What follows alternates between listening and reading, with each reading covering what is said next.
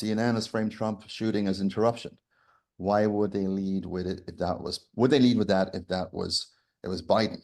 So you got to ask yourself, if this was Biden, that was, had an attempted assassination, do you think that they would play it down like this? And I believe we all, even Democrats would agree that certainly not. I mean, if you look at the front page of CNN.com, which ironically we designed some years ago, the main what we called marquee was dozens killed at Israel, targets Hamas military chief, right? And there was a small thumbnail on the right, which was the Secret Service rushed Trump off stage, right? So it wasn't even a main news. They wanted to play it down right away.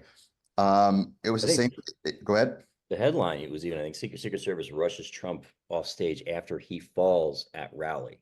Yeah, that was the CNN one. They updated it to that. New York Times, their tweet was Donald Trump was rushed off stage at his rally in Pennsylvania after pops that sounded like gunshots were heard, and a spokesman for Trump said that the former president was fine.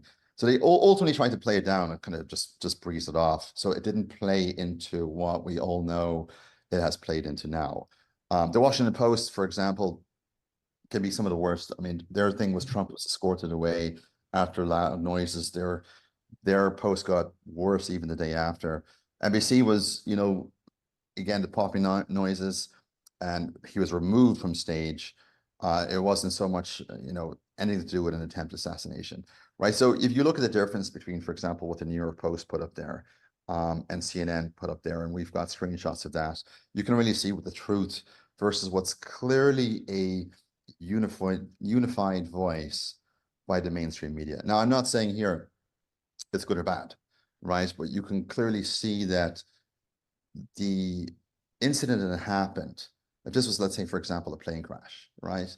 All the media typically would have a pretty unison voice that would match the events that happened.